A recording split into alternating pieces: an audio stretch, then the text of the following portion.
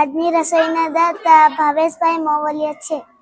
ગોમતીજી ના કાંઠડે ને સમદર ના સીમાડે નગરી રૂડી શોભતી જ્યાં કાનો મારો બિરાજે.